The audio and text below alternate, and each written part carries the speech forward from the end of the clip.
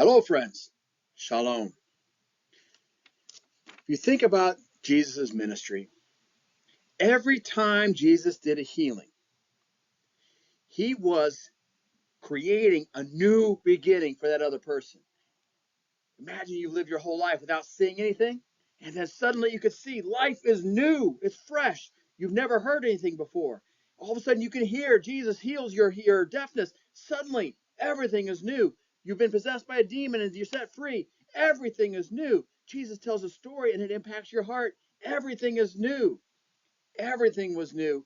All these things took place. But one of my favorite and the most powerful stories of new beginnings is the story of the prodigal son.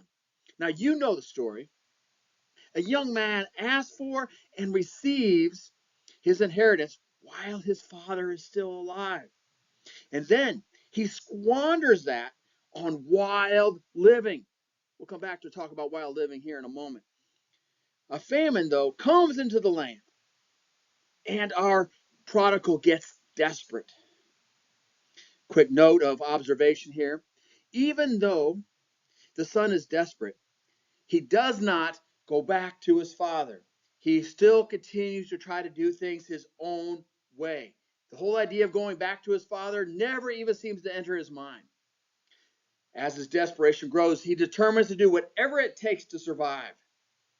That is very natural. That is a human instinct. Survival is a very strong human instinct. So when you see men and women who are experiencing homelessness do things that seem outlandish, they're doing it out of survival. But also, as I've alluded to, shame can be more powerful than even survival instinct. They will do everything they can except admit, go back, work to make things right. Shame is powerful, and it often hinders healing and growth. But what does that wild living look like? I imagine that then, as much as now, it looks very much the same. Addiction, rabble-rousing, promiscuous relationships. Yet today, my friends, if we would see that prodigal, we would pay him to stay in that lifestyle. You ask, how do we pay him? Well, the answer comes later. But understand, we are doing this. So let's come back to our prodigal. He is desperate. What are we going to do with him? Marvin Olasky in the Tragedy of American Compassion tells the history of American compassion. And he highlights that before the Great Depression, after the Great Depression was a great change. Charity in those days were focusing on effective charity. The focus in those days was a long-term outreach. Today's charity is almost all about quick fixes.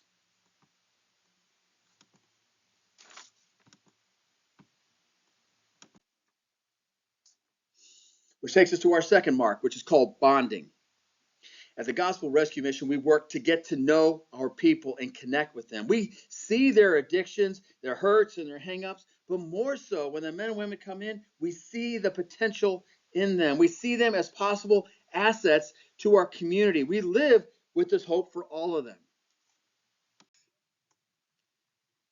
Now, to finish up this whole video, as we've worked through the 7 marks of effective charity, affiliation, bonding, categorization, discernment, exchange, freedom, and God, I want us to understand what's at stake here.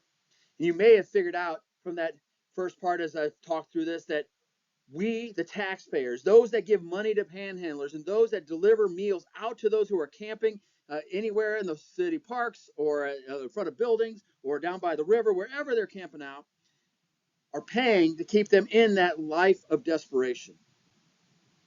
Think about the bigger picture. In 1966, President Johnson declared the war on poverty when the poverty rate was 13%. From that day to this, we have spent over $61 trillion. Trillion. $61 trillion.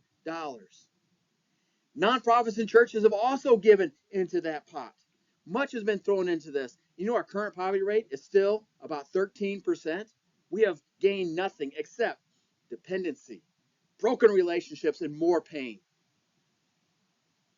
At the Gospel Rescue Mission, for 1 month of service, we can do all that. We can give them food, shelter. We can meet all 7 of the marks that I talk about, and we can see new life. For $577, that's 1 full month, 3 meals a day, love, care, hope. That's the value statement. $577 gives all that to one person for a full month. Compare that to 4 weeks in a jail. It's meeting none of the marks. And in fact, many ways, jails and prisons are like college for criminals. You'd be paying $1,350. So my challenge to you, my question to you is, support the Gospel Rescue Mission as we meet those 7 marks, as we guarantee opportunity for everyone who wants a life change, a place to stay, a place to receive hope, a place to experience who God is. At the Gospel Rescue Mission, we know our people, we challenge our people, and we introduce them to God.